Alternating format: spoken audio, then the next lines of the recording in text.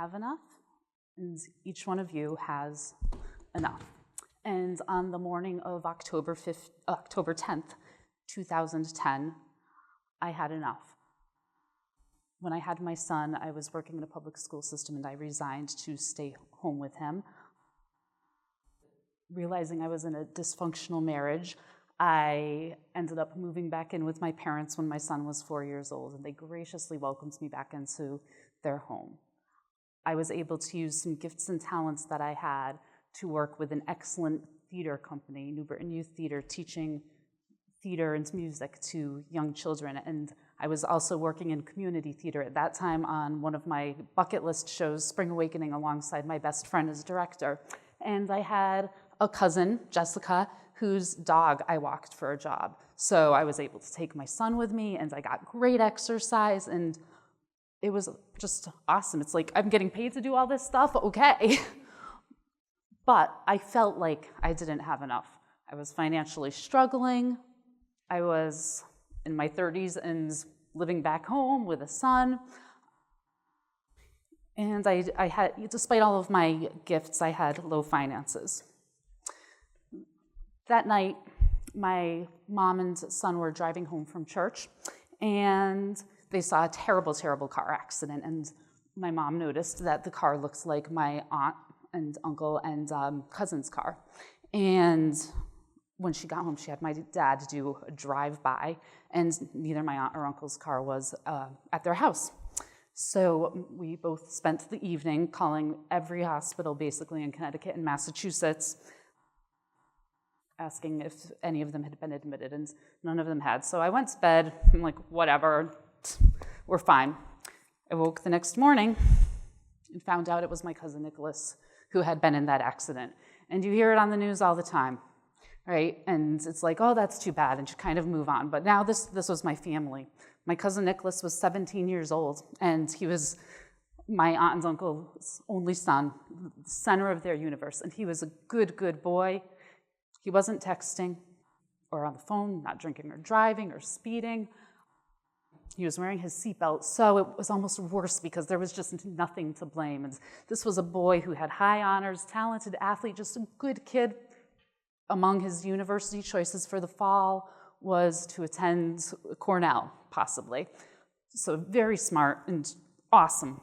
So at that moment, I thought my family did not have enough.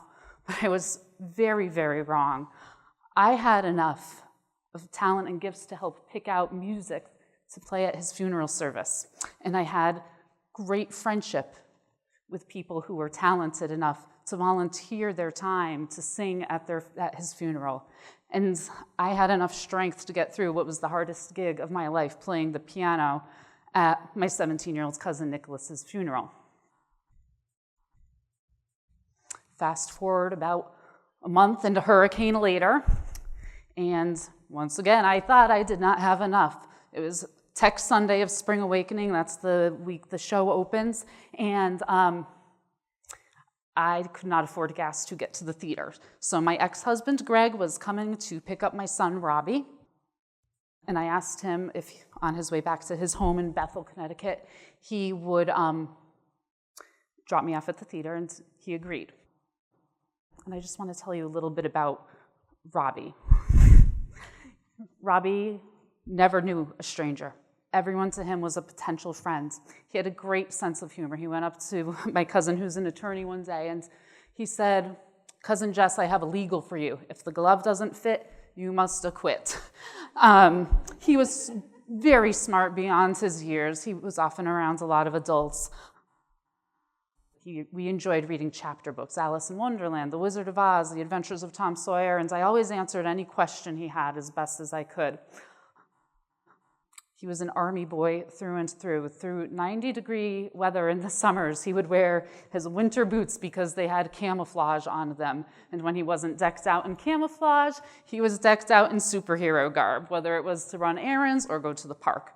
And then he had this other side of him that was so sensitive and sweet, and he loved seasonal decorations, arts and crafts. He loved gardening with his BFF, who is my dad, his papa. He was a very sweet boy, but he had a mischievous streak. Every time every night at dinner time, he would leave to get up to go to the bathroom. He'd turn the kitchen light off and say, "Oops, I didn't mean to." He loved music, of course, dance classes, playing drums, sports, video games. He would tiptoe up the stairs to wake me up every morning and give me a kiss, and he'd say, "Can I use your phone for 5 minutes to play Angry Birds? No no's, no maybes, no we'll sees." Yes. After that, okay, now may I watch something appropriate on the Hubbard Cartoon Network? All right, we'll see. He had no time for sleep. Every night he would ask for an unhealthy before bed, and in desperation to not go to bed even further, he would sometimes even ask for a healthy. And just so you can, it's hard to capture his essence a little bit in just my speaking, so I put a little bit of a video together of what I call Robbie version 1.0.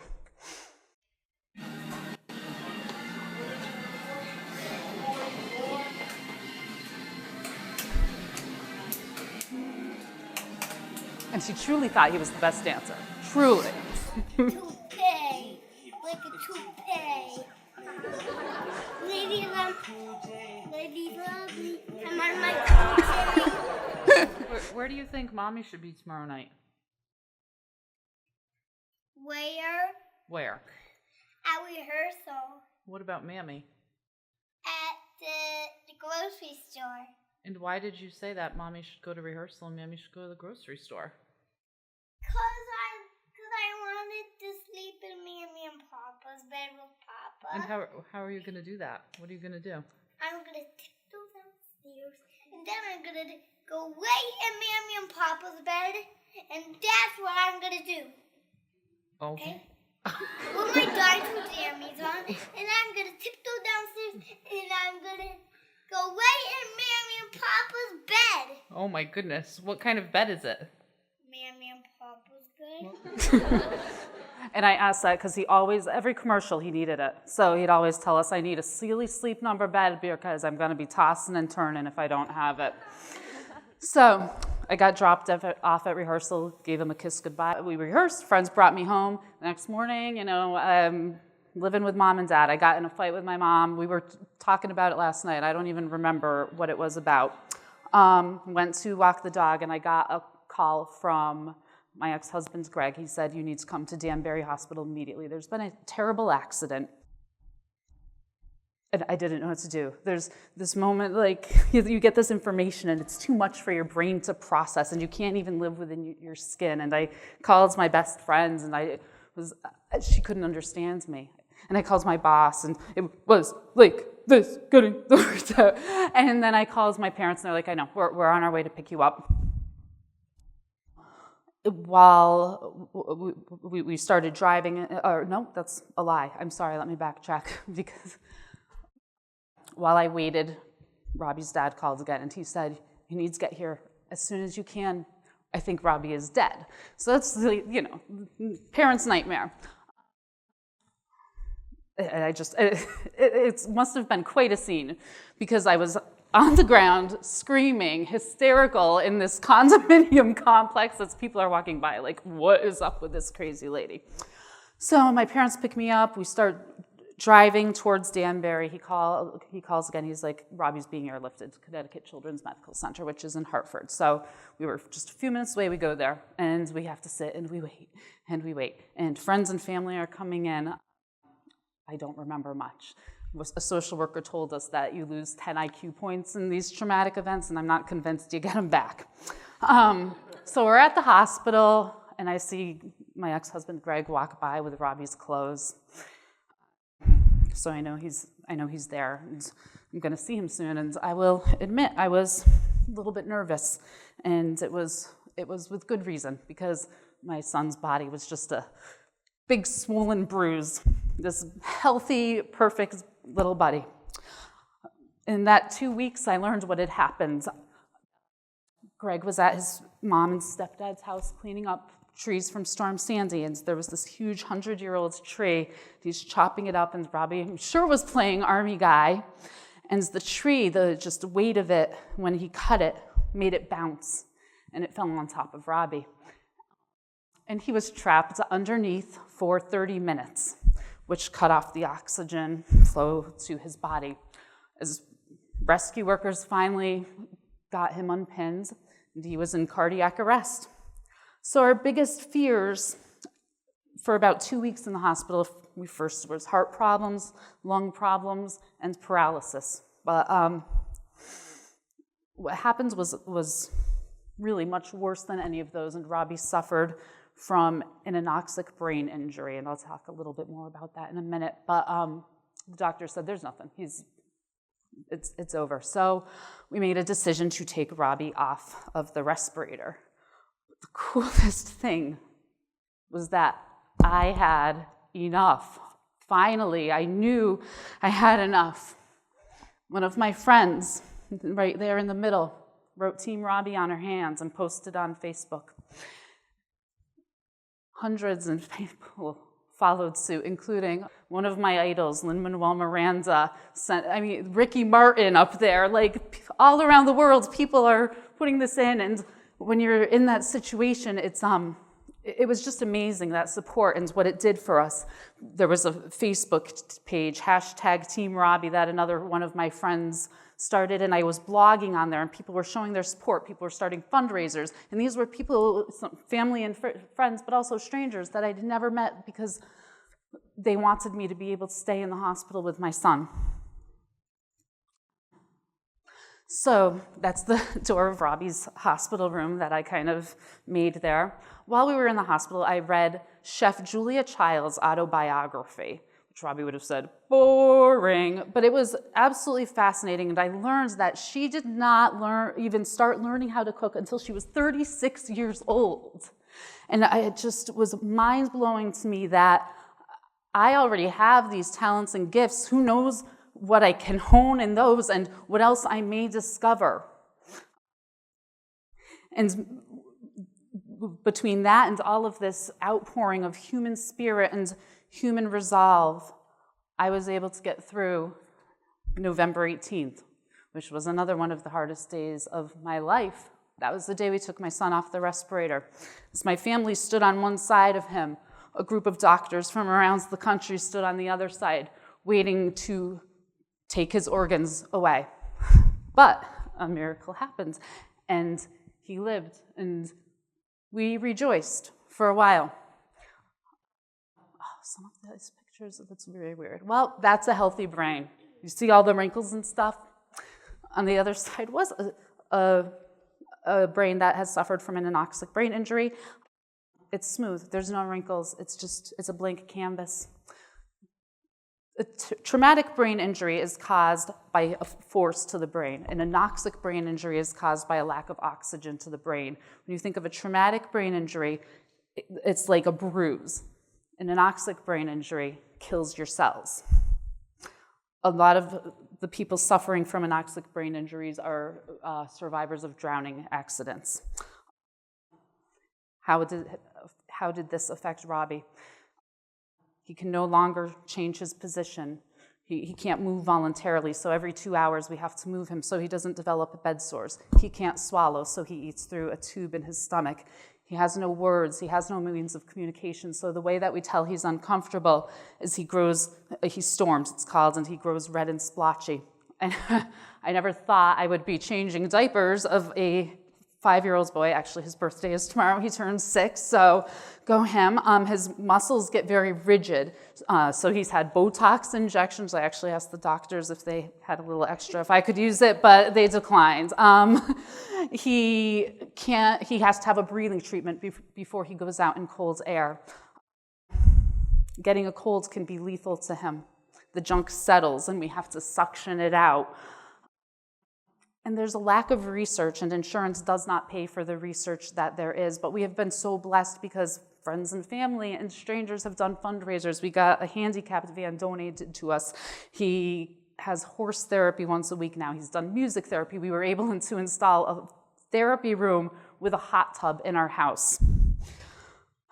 But he does require 24-hour care. And when we took him home on December 6th, I was terrified and exhausted, and this is just a glimpse into what my future would be with my brand new Robbie, Robbie 2.0, as I say.